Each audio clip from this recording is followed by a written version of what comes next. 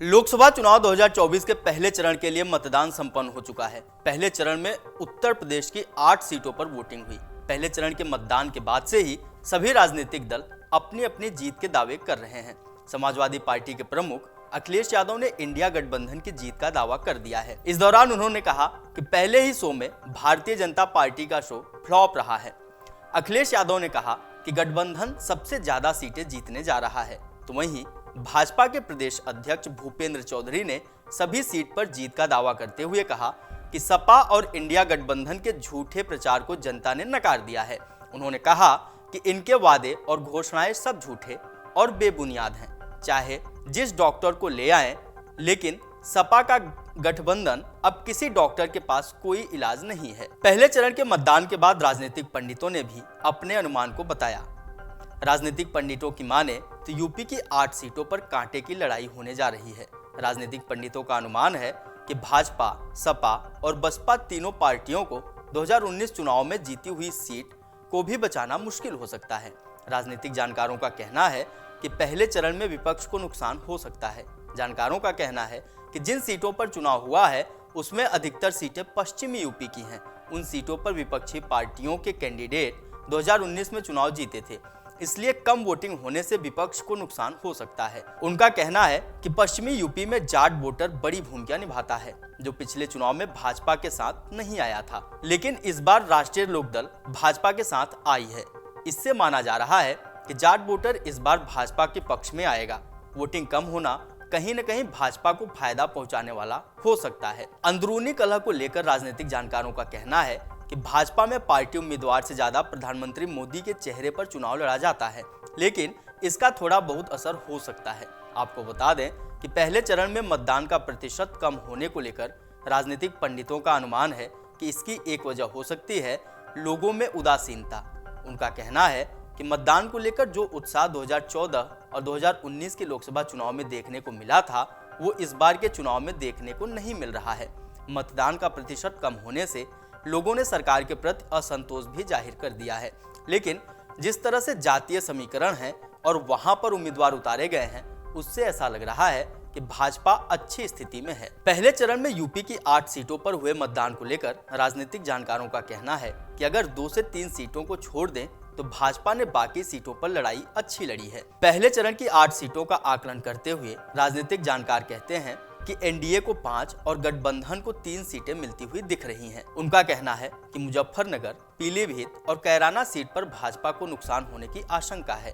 राजनीतिक जानकारों का मानना है कि पीलीभीत सीट पर वरुण गांधी को टिकट न मिलने से सरदार मतदाता विपक्ष के साथ आ गए हैं। बसपा को लेकर राजनीतिक जानकारों का कहना है कि बहुजन समाज पार्टी कहीं भी फाइट में नहीं है।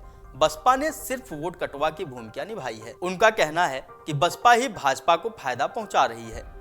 राजनीतिक जानकार कहते हैं कि पश्चिमी यूपी की जो मुस्लिम बहुल सीटें हैं, वहां पर बसपा ने मुस्लिम उम्मीदवार उतारकर इंडिया गठबंधन का खेल बिगाड़ दिया है। सपा मुखिया अखिलेश यादव ने कहा कि पहले चरण के चुनाव में भाजपा का फ्लॉप शो हुआ है। न ही उनके घिसे पिटे कोई डायलॉग सुनना चाहता है और न ही भाजपा की घिसी पिटी कहानी पर जनता को भरोसा है। अखिलेश ने कहा कि परंपरागत वोट जो भाजपा को मिला करता था, वो खुलकर विरोध कर रहा है। हम लोकसभा में पंचायत हो रही है, वो भाजपा को हराने के लिए पंचायत करके फैसला ले रहे हैं। यूपी भाजपा अध्यक्ष भूपेंद्र सिंह चौधरी का कहना है कि लोकसभा चुनाव में प्रथम चरण के मतदान के रुझान से स्पष्ट है कि हाथ और साइकिल चारों खाने चित्त हो चुके हैं। पहले चरण में हुए मतदान के बाद उत्तर प्रदेश की सभी 8 सीटों पर कमल खिल चुका है। उन्होंने कहा कि आम चुनाव 2024 की शुरुआत में ही इनके गठबंधन की हवा निकल गई है। जानकारों का कहना है कि इस बार मुसलमानों ने जमकर मतदान किया है। शहरी मतदाता को भाजपा का एक तरफ से समर्थक माना जाता है, लेकिन इस बार शहरी मतदाता भी वोट देने के लिए नहीं निकले। इसके अलावा क्षत्रियों की नाराजगी भी भारी पड़ सकती है। किसान भी भाजपा से नाराज है और सत्ता विरोधी लहर का भी असर पड़ सकता है। आपको बता दें कि पहले चरण में हुई 8 सीटों में से 3 सीटों पर भाजपा का कब्जा है। इस बार यह 3 सीटें भी बचाना भाजपा के लिए मुश्किल हो सकती है। राजनीतिक पंडित कहते हैं कि पश्चिमी यूपी की सभी 8 सीट पर कांटे की लड़ाई है। राजनीतिक जानकारों का अनुमान है कि कहीं ऐसा न हो कि भाजपा इस बार शून्य पर आ जाए। उनका कहना है कि सैनी, ठाकुर, मुस्लिम उनकी नाराजगी भाजपा को ज्यादा नुकसान पहुंचा सकती है। आपको बता दें कि 2019 के लोकसभा चुनाव में इन 8 सीटों में से भाजपा ने मुजफ्फरनगर, कैराना और पीलीभीत सीट पर जीत दर्ज की थी। वहीं पिछले चुनाव में रामपुर सीट पर सपा के आजम खान ने जीत दर्ज की थी, लेकिन 2022 में इस सीट पर हुए उपचुनाव में भाजपा ने बाजी मार ली थी। इस तरह से मौजूदा समय में 4 लोकसभा सीट पर भाजपा का कब्जा है, जबकि सहारनपुर, नगीना और बिजनौर की सीटें बसपा के खाते में गई थीं। 2019 के चुनाव में रामपुर और मुरादाबाद सीट पर सपा ने कब्जा किया था। ध्यान हो कि 2019 में सपा और बसपा ने गठबंधन में चुनाव लड़ा था। इस बार बसपा अकेले चुनाव लड़ रही है, जबकि सपा और कांग्रेस इंडिया गठबंधन से चुनावी मैदान में। लेकिन इस बार भाजपा के साथ आरएलडी के आने से पश्चिमी यूपी में एनडीए गठबंधन ज्यादा मजबूत होने का दावा कर रही है। अगर आप ये वीडियो YouTube पर देख रहे हैं तो हमारे चैनल को सब्सक्राइब करें और बेल आइकन को दबाना ना भूलें। अगर आप Facebook पर ये वीडियो देख रहे हैं तो हमारे पेज को लाइक करें।